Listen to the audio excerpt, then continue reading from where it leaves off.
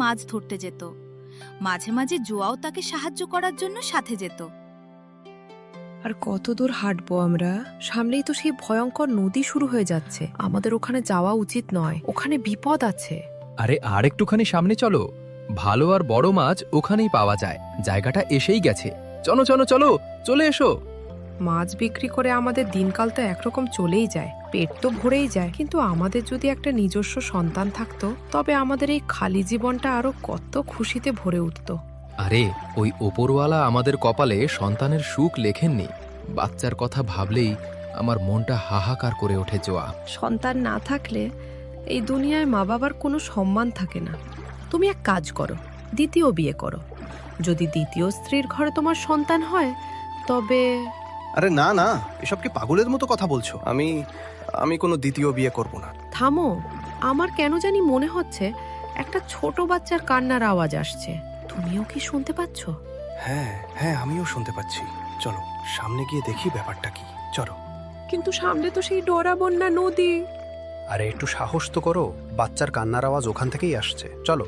দেখো দেখো, নদীর ঢেউয়ের মধ্যে একটা বড় কাঠের সিন্দুক ভাসছে। ওর ভেতরে একটা ফুলের মতো ছোট্ট বাচ্চা আছে। আরে চলো এখান থেকে, না হলে খামোখা কোনো বড় বিপদে পড়ে যাব। চলো। আমি কোথাও যাব না। এই নিষ্পাপ বাচ্চাটাকে আমরা আমাদের সাথে বাড়ি নিয়ে যাব। আরে তুমি বুঝছো না, এটা এটা সেই রহস্যময় নদী। এতে নামলে আজ পর্যন্ত কেউ জ্যান্ত ফিরে আসেনি। কথাটা বোঝার চেষ্টা করো। আমার মনে হয় ওপরওয়ালা আমাদের ডাক শুনেছেন আর আমাদের ওপর দয়া করেছেন। তুমি সেই ওপরওয়ালার নাম নিয়ে নদীতে নামো আর বাচ্চাটাকে সহি সালামতে নিয়ে এসো। আচ্ছা, যাচ্ছি যাচ্ছি, ঠিক আছে।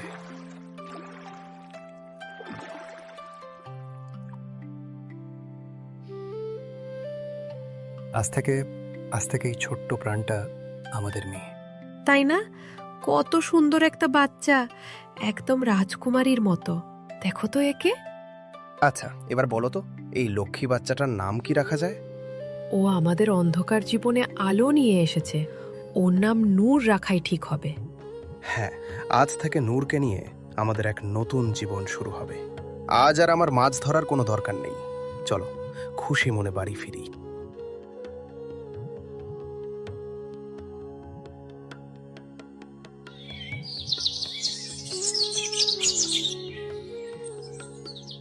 সময়ের চাকা ঘুরতে থাকলো।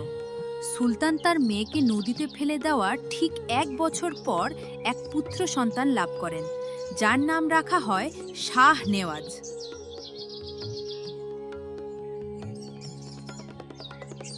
মানুষের কর্মের ফল তাকে কখনোই ছেড়ে দেয় না। সিংহাসন আর রাজমুকুটের অন্ধ লোভে আজ আমাদের নিজের ছেলেই আমাদের এই জেলখানায় বন্দি করে দিল। কয়েক বছর পর তো এমনিতেও সেই এই রাজত্ব পেত। কিন্তু কোনো ছেলে কি তার নিজের মা বাবাকে এভাবে বন্দি করতে পারে? আগে তো ওর মধ্যে সিংহাসনের এমন লোভ কোনোদিন ছিল না। হঠাৎ এমন কি হলো যে ওর এখনই সুলতান হতে হলো?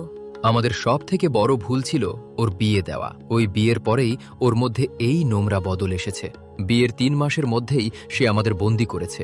যে ছেলের জন্মে আমি পুরো রাজ্যে খুশি উদযাপন করেছিলাম, সেই ছেলেই আজ আমাদের অপমানিত করল। আমার সব মনে আছে। 22 বছর আগে আমি এক মৃত বাচ্চার জন্ম দিয়েছিলাম। যদি আমার সেই প্রথম সন্তান বেঁচে থাকতো তবে আজ হয়তো আমাদের বার্ধক্যের এই দশা হতো না। এখন ওসব ভুলে যাও। পুরনো কথা ভেবে কষ্ট পেয়ে এখন আর কোনো লাভ হবে না। এক মা তার হারানো সন্তানকে মরার আগে পর্যন্ত ভুলতে পারে না। সুলতান, বেগম সাহেবা, আপনাদের জন্য খাবার আনা হয়েছে। আমাদের জন্য এই শুকনো রুটি আর পাতলা ডাল? আরে একজন সুলতানকে কি এই খাবার দেওয়া হবে? আমার হাত পা বাঁধা। নতুন সুলতানের থেকে যেমন কড়া নির্দেশ পাই আমি তেমন তাই করি, নয়তো আমার নিজের প্রাণ সংশয় হয়ে পড়বে। আমার এই শুকনো খাবার খেতে কোনো আপত্তি নেই, আমি খেয়ে নেব। বেগম সাহেবা, আপনার এই অবস্থা দেখে আমার বুক ফেটে যাচ্ছে। এত ভালো মানুষ হয়ে আপনার এই যন্ত্রণাদায়ক অবস্থা আমি সহ্য করতে পারছি না। তুই মন খারাপ করিস না, আমাদের কপালে হয়তো এটাই লেখা ছিল। বেগম সাহেবা, আমি এখন আসছি। সুযোগ পেলে লুকিয়ে আপনাদের সাথে দেখা করতে অবশ্যই আসব।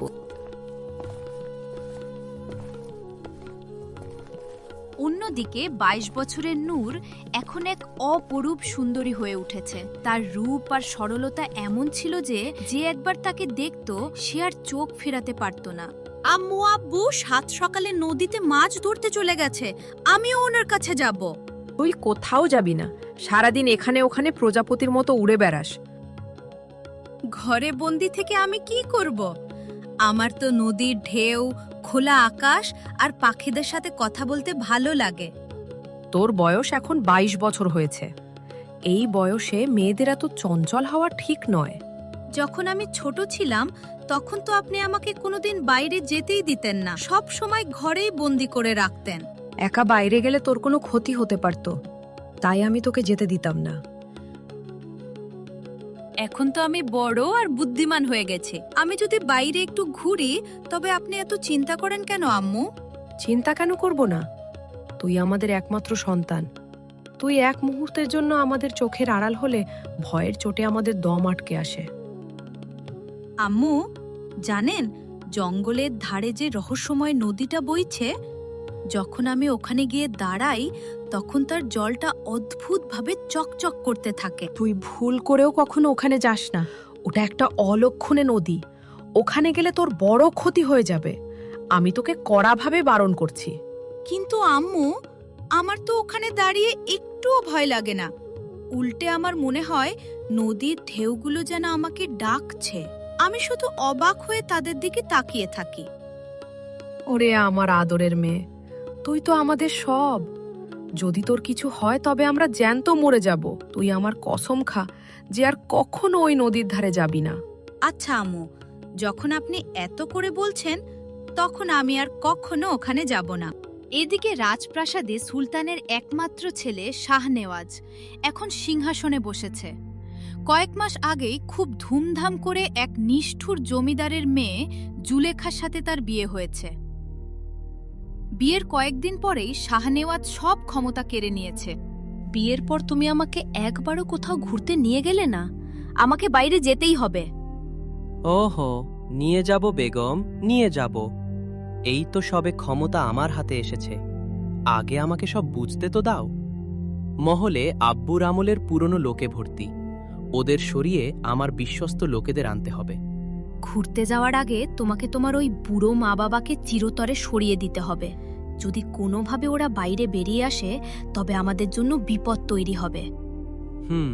তুমি একদম ঠিক বলেছ।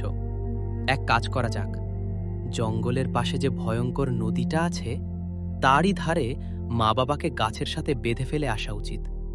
আমি শুনেছি ওখান থেকে কেউ জ্যান্ত ফিরে আসে না। তবে তো এটা খুব ভালো হবে, কিন্তু তুমি নিজে গিয়ে ওদের বেঁধে আসবে। এই কাজের জন্য অন্যদের উপর ভরসা করো না। আরে আমি তো যাবই, তবে সাথে ওই পুরনো দাসীকেও নিয়ে যেতে হবে। ও খুব বিশ্বস্ত আর ভীতু, ওকে যা বলা হবে ও তাই করবে। আমার আব্বু মহলের দেখভালের জন্য নিজের কিছু খাস লোক পাঠিয়েছেন, তারা কাল থেকেই কাজ শুরু করে দেবে। হ্যাঁ, কিন্তু কাল আমাকে একবার গ্রামে যেতে হবে। আমার সাথে নতুন উজিরও থাকবে, যারা এখনো খাজনা দেয়নি তাদের থেকে কড়াকড়িভাবে আদায় করতে হবে। কোনো গরিবের ওপর কোনো দয়া করা হবে না। আচ্ছা, এবার এসব কথা থাক, আমরা কোথায় ঘুরতে যাব সেই ব্যাপারে ভাবো। আমরা গুলশানে নূরের সুন্দর উপত্যকা দেখতে যাব। ওখানকার সৌন্দর্য আমরা দুজনে একসাথে দেখব। সত্যি আমার আর ধৈর্য ধরছে না। আরে একটু ধৈর্য ধরো মালিকা, আগামী মাসেই আমরা ওখানের জন্য বেরোব। এখন সকালে জলদি উঠতে হবে। চলো এবার বিশ্রাম করি। জোয়া কোনোভাবেই তার আদরের নূরকে একা বাইরে বের হতে দিত না। তার মনে সবসময় একটা অজানা ভয় কাজ করত যে ওই নদী বুঝি তার সন্তানকে কেড়ে নেবে। নূরও ইদানিং তার আম্মুর কথা মেনে একা বাইরে যেত না। সে তার বাবা আরবাজের সাথে মাঝে মধ্যে নৌকায় মাছ ধরতে নদীতে যেত। ওরে মা জননী, তুই আমার সাথে এই কড়া রোদে না এলেও পারতিস। আমার তো মাছ ধরতে আর জাল গুছিয়ে নিতে অনেক সময় লাগবে। এখন তুই এতক্ষণ এখানে খালি হাতে বসে কি করবি বলো তো? আব্বু, আমার ঘরের চার দেওয়ালে বন্দি থাকতে একদম ভালো লাগে না। আমিও আপনার সাথে জাল পাতবো আর আপনাকে সাহায্য করব। একদম না, খসখসে দড়ি আর জাল টানলে তোর এই নরম হাতে ফোসকা পড়ে যাবে। আমি এমনটা কিছুতেই হতে দেবো না। পড়ুক না ফোসকা, আপনার হাতেও তো খাটুনির ফোসকা পড়ে। আচ্ছা আব্বু, আপনি আর আম্মু আমাকে কোনো কাজই করতে দেন না কেন? না কোনো ভারী কাজ করতে দেন, না একা বাইরে যেতে দেন। আমার এসব একদম ভালো লাগে না। এখন থেকে আমি ঘরে সব রান্না করব আর সব কাজ আমিই সামলাবো। আরে পাগলি, তুই আমাদের একমাত্র ফুলের মতো মেয়ে। এত বছরের মান্ত করার পর ওপরওয়ালা তোকে আমাদের দিয়েছেন, তোকে দিয়ে আমরা কেন খাটাখাটুনি করাবো? এমন কি কখনো হয়? আপনি আর আম্মু দিন রাত কত কষ্ট করেন, কিন্তু আমাকে কেউ কিছু করতেই দেয় না। আমি আপনার কাজের বোঝা হালকা করতে চাই আব্বু। ব্যাস ব্যাস, অনেক কথা হয়েছে। এখন আমরা নৌকা নিয়ে আর এগোবো না। এখানেই তীরের কাছে জাল ফেলবো। তুই এখানে গাছের ছায়ায় চুপচাপ দাঁড়িয়ে থাক, ব্যাস, আর কিছু করিস না। ঠিক আছে আব্বু, তবে আমি একটু ওই সামনের পথটা দিয়ে হেঁটে আসি। মা, খুব দূরে যাস না, আমাদের চিন্তা হবে। নিজের খেয়াল রাখিস, বুঝেছিস? জি আব্বু, আপনি চিন্তা করবেন না, আমি এখনই ফিরে আসব।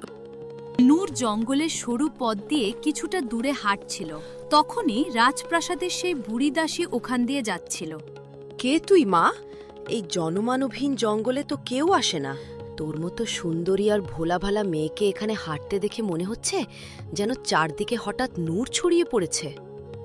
সামনে তো সেই ভয়ঙ্কর রহস্যময় নদী। আপনি ওদিকে কোথায় গিয়েছিলেন? আমার আব্বু আর আম্মু আমাকে ওখানে যেতে দেন না, বলেন ওই জায়গাটা ভালো নয়। আমি রোজ একবার করে এখানে আসি মা। ওই নদীর ঢেউয়ের মধ্যে নিজের এক অভাগী আর নিষ্পাপ সন্তানকে খুঁজতে আসি, যাকে আমি নিজের হাতেই থাক, কিন্তু আজ পর্যন্ত তার কোনো হদিশ পাইনি। তুই নিজের বাড়ি ফিরে যা মা। একা এই খতরনাক জঙ্গলে ঘুরলে তোর বিপদ হতে পারে। জঙ্গলের ধারেই তো আমাদের ছোট্ট বাড়ি, তাই আমার ভয় লাগে না। আর আমি এখানে একা আসিনি, আমার আব্বু আমার সাথেই আছেন। ওদিকে নৌকার কাছেই আছেন আমার আব্বু। মা, তোর হাতটা একবার দেখি তো। ইয়া খোদা, একই! তোর হাতে তো ঠিক সেই তীরের মতো জন্মদাগ রয়েছে। আমার চোখ একই দেখছে। আমার আব্বু আমাকে ডাকছেন, আমি যাচ্ছি।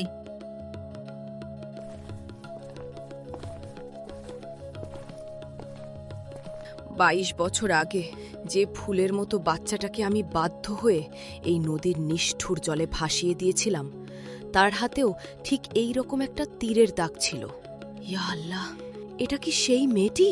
22 বছর ধরে আমি নিজের পাপের প্রায়শ্চিত্ত করতে রোজ এই নদীর ধারে আসি। যদি এটা সত্যি হয়, তবে আমাকে এই মেয়ের আসল পরিচয় জানতেই হবে, আমাকে খুঁজে বের করতেই হবে।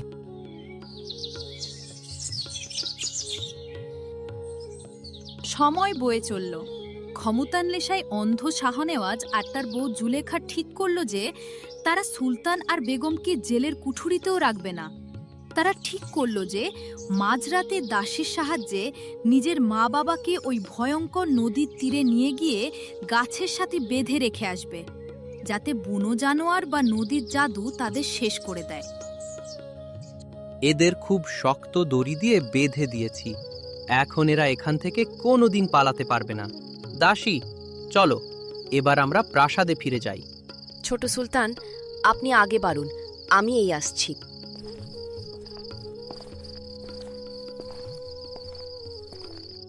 সুলতান, বেগম সাহেবা, আমি আপনাদের হাত আর মুখের বাঁধন খুলে দিচ্ছি। আপনারা রাতের অন্ধকারেই এখান থেকে অনেক দূরে পালিয়ে যান। আমি তো স্রেফ হুকুমের গোলাম। যে সিংহাসনে বসে দাসীকে তার অন্যায়েরই স্বাদ দিতে হয়, যেমন 22 বছর আগে আপনাদের কথা মতো আমি করেছিলাম। আমি এখন যাচ্ছি। শাহনেওয়াজ যদি আমাকে এখানে দেখে ফেলে, তবে আমার প্ল্যান সংশয় হতে পারে। আর হ্যাঁ, একটা কথা মনে রাখবেন, ভুল করেও রাজপ্রাসাদে ফেরার চেষ্টা করবেন না। আপনারা যদি ওখানে যান, তবে অকালেই মারা যাবেন। তুই চলে যা দাসী, এখানে দেরি করলে তোর ক্ষতি হবে। আমি চললাম হুজুর।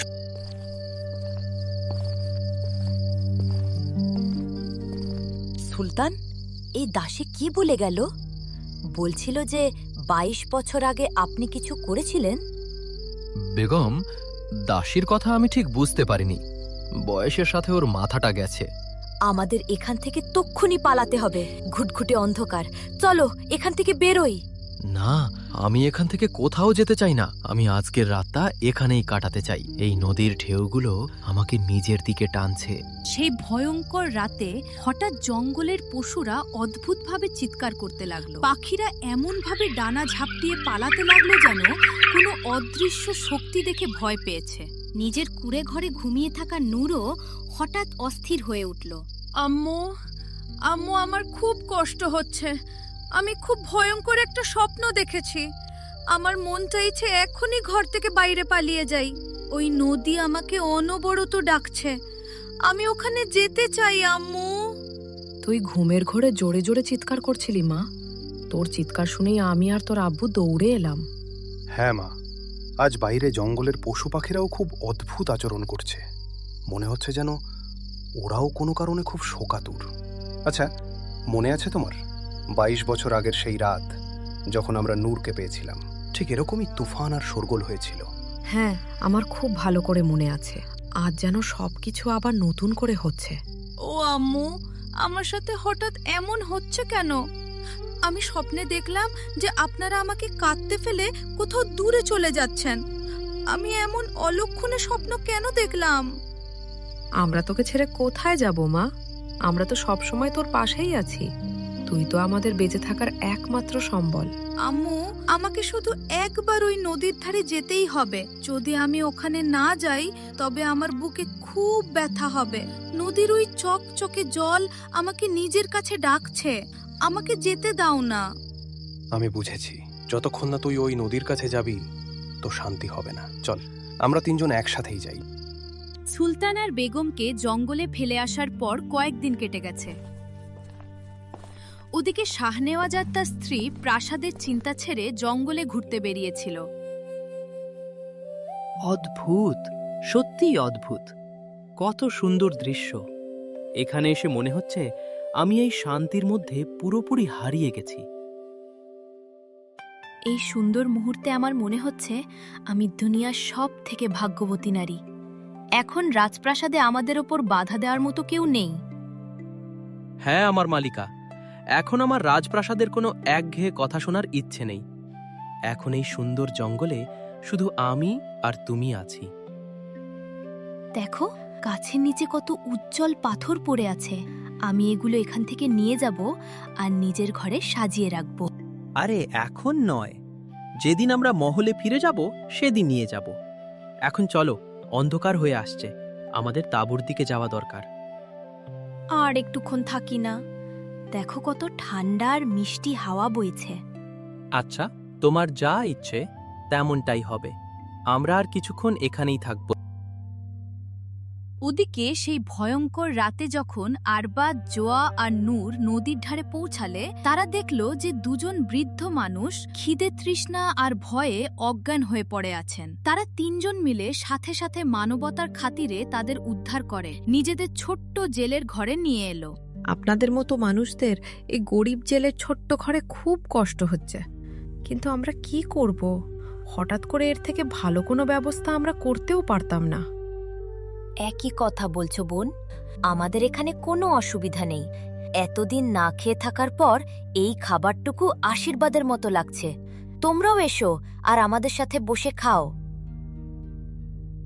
না না মাজি, আগে আমাদের বাড়িতে আসা মেহমানরা পেট ভরে খাক, আমরা পরে খেয়ে নেব।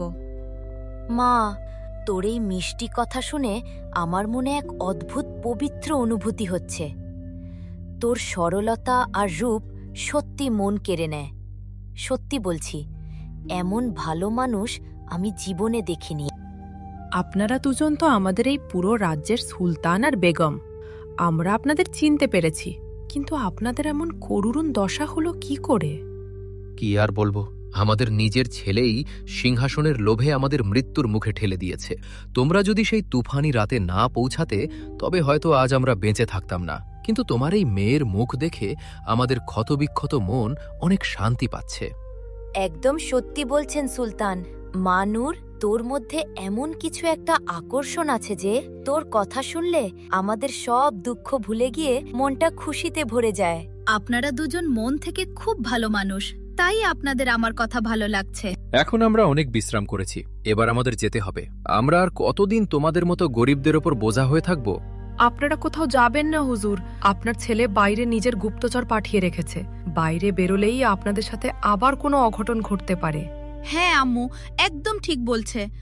আপনি একবারও এখান থেকে যাওয়ার কথা ভাববেন না। যতক্ষণ না আপনাদের ওপর থেকে সব বিপদ কাটছে, আপনারা নিরাপদে আমাদের সাথেই এখানে থাকুন। তোর মনটা অনেক বড় মা। ঠিক আছে, তোর এই ভালোবাসার কথা আমরা ফেলতে পারছি না। রেশম উপত্যকার সেই সুন্দর নদী ভ্রমণ শেষ করে শাহনেওয়াজ আর তার স্ত্রী জুলেখা রাজপ্রাসাদে ফিরে এসেছিল। শাহনেওয়াজ ফিরেই নিজের কঠোর নিয়মে প্রাসাদের সব কাজকর্ম সামলাতে শুরু করলো। কিন্তু ভাগ্য হয়তো অন্য কিছু লিখে রেখেছিল। হঠাৎ এক ভয়ঙ্কর দুর্ঘটনা ঘটে গেল। শিকারের জন্য ঘন জঙ্গলে যাওয়া শাহনেওয়াজ একটি অত্যন্ত বিষধর সাপের কামড়ে মারাত্মক জখম হল। হয়তো এবার আমি আর বাঁচব না। এই ভয়ঙ্কর বিষ আমার পুরো শরীরে দ্রুত ছড়িয়ে পড়ছে। ওরে বাবারে, আমাকে বাঁচাও! আমার শরীরে অসহ্য যন্ত্রণা হচ্ছে। এইসব তোমার নিজের করা পাপের ফল। 22 বছর আগে আপনার বাবা এক নিষ্পাপের সাথে মহা পাপ করেছিলেন, আর এখন আপনি নিজের জন্মদাতার সাথে। মনে রাখবেন, ওপরওয়ালার লাঠির কোনো আওয়াজ হয় না। প্রকৃতি তার অপরাধীদের শাস্তি অবশ্যই দেয়। এসব কি উল্টোপাল্টা বকছো তুমি? তুই একটা সামান্য দাসী হয়ে এমন অলক্ষণে কথা বলা সাহস পাস কি করে? ছোট বেগম, আমি যা বলছি তা তেতো কিন্তু সত্যি। 22 বছর আগে সেই রাতে বেগম সাহেবা এক নূরের মতো মেয়ের জন্ম দিয়েছিলেন, কিন্তু শুধুমাত্র মেয়ে হওয়ার কারণে আপনার শ্বশুর সুলতান তাকে ওই ভয়ঙ্কর নদীতে ফেলে দেওয়ার হুকুম দিয়েছিলেন। আর তারপর এই ছোট সুলতান ক্ষমতার নেশায় কি করলেন? নিজের বৃদ্ধ মা বাবাকে ওই খতরনাক নদীর ধারে পশুর মতো বেঁধে মরার জন্য ফেলে এলেন। এবার দেখুন, এখন সেই শাহনেওয়াজ সাপের বিষে মরার জন্য ছটফট করছে। ছোট বেগম, আপনিও নিজের কর্মফল নিয়ে সাবধান থাকুন। ওপরওয়ালার বিচার আর পাপ কাউকে ছেড়ে কথা বলে না। আমি সত্যি মহা পাপ করেছি। আমি আমার জন্মদাতা মা বাবাকে অকালে মরার সাজা দিয়েছি। এখন মৃত্যুর মুখে দাঁড়িয়ে আমি বুঝতে পারছি যে পাপ কাউকে শান্তিতে বাঁচতে দেয় না। দাসী, ও দাসী, তুমি এখনই আমার মা বাবাকে খুঁজে বের করো। যদি তারা এখনো বেঁচে থাকেন, তবে তাদের সম্মানের সাথে প্রাসাদে ফিরিয়ে আনো। নিয়ে এসো তাদের। আমার তাদের কাছে ক্ষমা চাই। আমি আজই এখনই তাদের খোঁজার ব্যবস্থা করছি। যদি তাদের জীবিত পাই, তবে তাদের পা ধরে আমি ফিরিয়ে আনব। আমি তো এখনই আমার বাবার বাড়ি চলে যাব। আমি এখানে এই অলক্ষণে জায়গায় আর থাকতে পারবো না। আজই এখানখান থেকে বেরিয়ে যাব। এখন চিন্তা করে আর কেঁদে কি হবে? জুলেখা, আমার মৃত্যুর এই সময়ে তুমি আমাকে যন্ত্রণার মধ্যে ফেলে চলে যেতে চাইছ? আরে, তোমার কি আমার মৃত্যুর কোনো চিন্তাই নেই? এখানে তোমার পাশে থেকে আমি আর কি করতে পারি? যদি আমার এখানে বসে থাকলে তুমি ঠিক হয়ে যেতে বা শরীর থেকে বিষ বেরিয়ে যেত, তবে আমি অবশ্যই থাকতাম। ঠিক আছে, তবে স্বার্থপরের এই দুনিয়া। তুমি যেতে পারো। আমার শেষ নিঃশ্বাস পর্যন্ত আমি তোমাকে আটকাবো না। যাও এখান থেকে। অন্যদিকে সুলতান আর বেগম একদিন কাউকে কিছু না বলে সেই গরিব জেলে আরবাজের ঘর থেকে চলে গেলেন। ওই গরিবের ঘরে নিজেদের বোঝা হয়ে থাকা আর লুকিয়ে থাকা তাদের একদম ভালো লাগছিল না।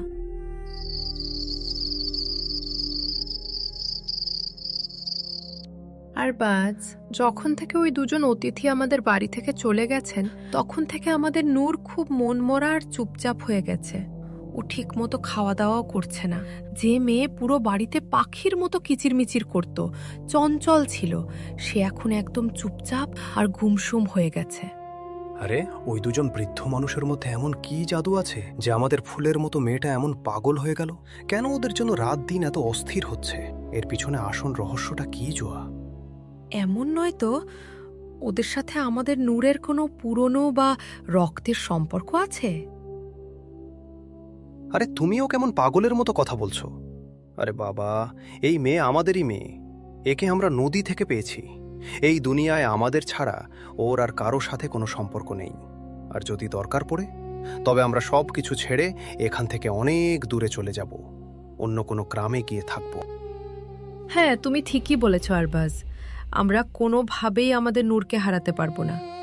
আমরা ওকে নদীর ঢেউ থেকে, মৃত্যুর মুখ থেকে তুলে এনেছিলাম। ওকে পেয়ে আমরা আমাদের নিঃসন্তান হওয়ার সব কষ্ট ভুলে গিয়েছিলাম। নূরই আমাদের বেঁচে থাকার একমাত্র কারণ, আর সব কিছু। ওকে ছাড়া আমরা বাঁচতে পারবো না।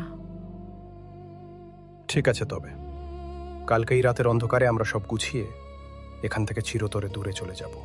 আমাদের ওর বিয়েও তো দিতে হবে, যাতে ওর নিজের একটা সংসার হয়। হ্যাঁ, আমরা ওকে ভালো ঘরে বিয়ে দিব। তারপর আমাদের উঠোনে নাতি নাতনিরা খেলবে। আমাদের বার্ধক্য ওদের সাথেই হাসি মুখে কেটে যাবে। কিন্তু সত্যি বলতে ইদানিং নূরকে নিয়ে আমার খুব ভয় লাগছে। ওর অদ্ভুত আচরণে আমার বুক শুকিয়ে যাচ্ছে। হ্যাঁ, তুমি একদম ঠিক বলেছ জোয়া। আমারও মনে মনে খুব ভয় লাগছে। আজ রাতেই নৌকায় সব মালপত্র গুছিয়ে নিতে হবে। কাল সকালে আমরা সময় পাবো না। চলো জলদি করো, কাজে লেগে পড়ো। হ্যাঁ, আমাকে সবকিছু তৈরি করতে হবে। কিন্তু ভাবছি নূর কি এত সহজে মেনে নেবে? ও কি এই নদী আর এই জঙ্গলে অন্য কোনো জায়কলের বাইরে অন্য কোনো জায়গায় থাকতে পারবে? মেয়ের মঙ্গলের জন্য আর জীবন বাঁচানোর জন্য আমাদের যেতেই হবে। নতুন জায়গায় থাকতে থাকতে ও ওই জায়গাটাও পছন্দ করতে শুরু করবে। চলো জলদি চলো।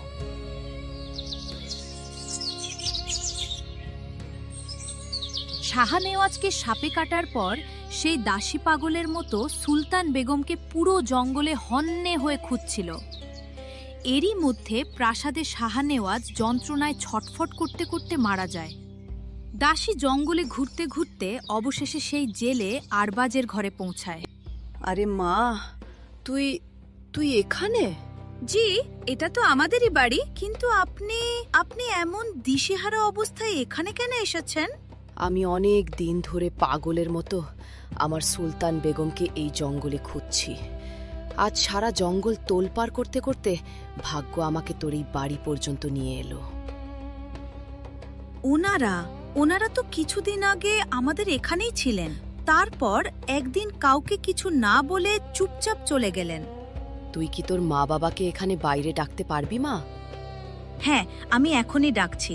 আম্মু, আব্বু, বাইরে এসো, কেউ এসেছে। আরবাজ আর জোয়া কুড়ে ঘর থেকে বাইরে আসে। আপনি এখানে কি করছেন? আমি আমার সুলতান আর বেগম সাহেবার জন্য পাগলের মতো খুঁজে বেড়াচ্ছি, কিন্তু তাদের এই জঙ্গলে কোথাও পাচ্ছি না।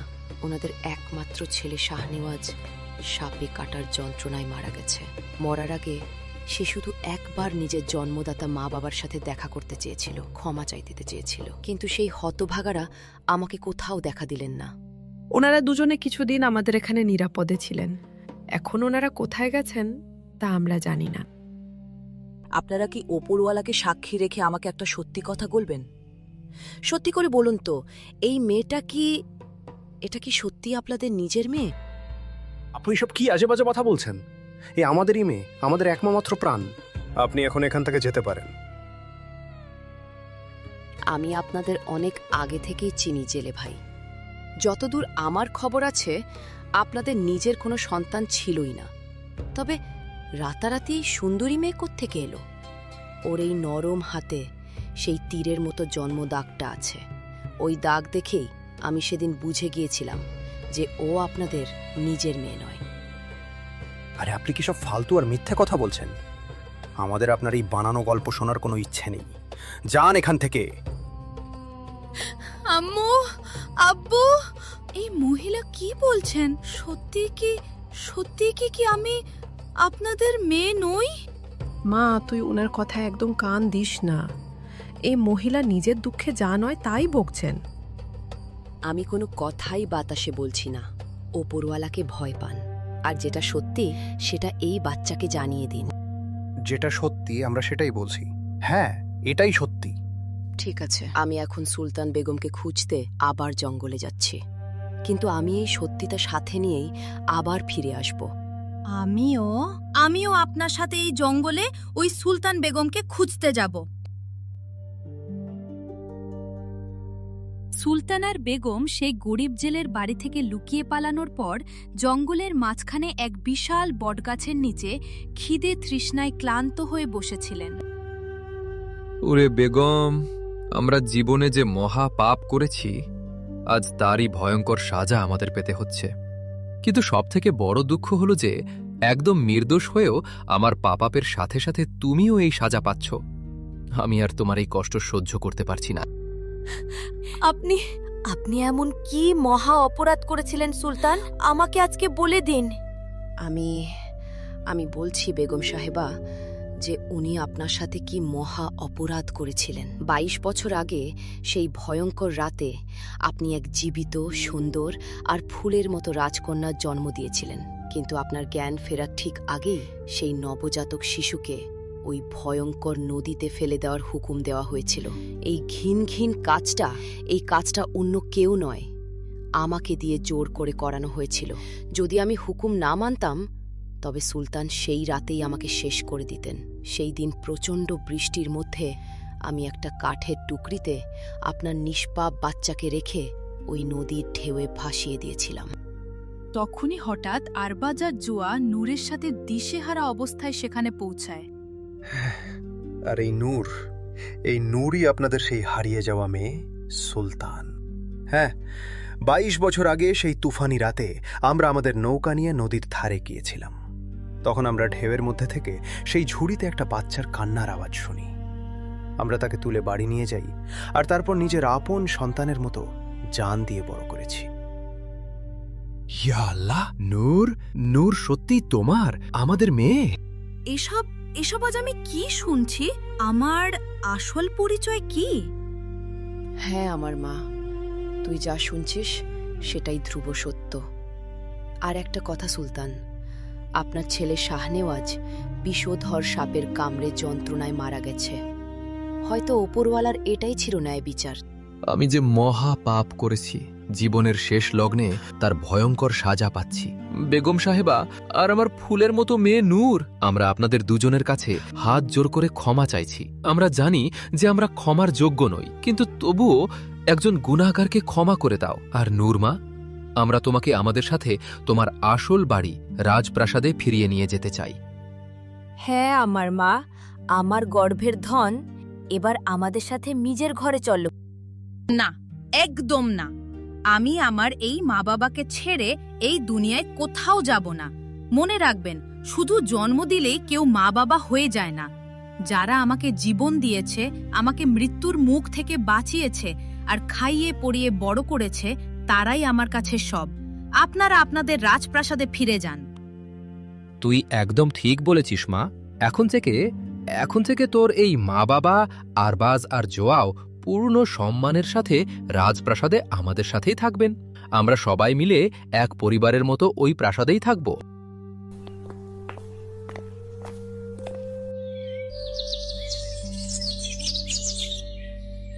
এরপর কয়েক মাস কেটে গেল। সবাই নিজেদের মান অভিমান ভুলে রাজপ্রাসাদে সুখ, শান্তি আর ভালোবাসা নিয়ে একসাথে জীবন কাটাতে লাগলো। আজ থেকে আমার এই রাজ্যে আর কখনো কোনো গরিব, জেলে বা অসহায় মানুষের ওপর কোনো অত্যাচার হবে না। রাজপ্রাসাদের যত পুরনো মানুষকে বের করে দেওয়া হয়েছিল তাদের আবার সম্মানের সাথে ফিরিয়ে আনা হবে। আমার মেয়ে নূর, এখন থেকে এই রাজপ্রাসাদ আর রাজ্যের অর্ধেক দায়িত্ব তোমারও। আজ থেকে আরবাজ আর নূর মিলে এই প্রাসাদের সব দায়িত্ব আর বিচার ব্যবস্থা সামলাবে। এখন আর শুধু অতিথি নন, এই প্রাসাদের অবিচ্ছেদ্য অংশ। আরে সুলতান, আপনি এসব কি বলছেন? আপনি আমাদের আপনার দরবারে আশ্রয় দিয়েছেন, এত সম্মান দিয়েছেন, এটাই আমাদের জন্য অনেক। আমাদের মেয়ের সাথে সবসময় থাকতে পারছি। আমাদের মতো গরিবদের জন্য এর থেকে বড় সম্পদ আর কিছু হতে পারে না। আমার মা বাবা যেখানে থাকবেন, আমিও ওনাদের সাথে সেখানেই থাকব। এই প্রাসাদের সিংহাসন বা ক্ষমতার প্রতি আমার মনে কোনো লোভ নেই। আমরা সবাই শুধু একসাথে এক পরিবার হয়ে ভালোবাসায় থাকতে চাই। এরপর সবাই নিজের ভুল থেকে শিক্ষা নিয়ে রাজপ্রাসাদে সুখ, শান্তি আর সাম্যের সাথে জীবন কাটাতে লাগলো। জয় হলো মনুষ্যত্ব আর ভালোবাসার। এমন আরও হৃদয়স্পর্শী আর মজার গল্প দেখতে আমাদের চ্যানেলটিকে সাবস্ক্রাইব করতে ভুলবেন না।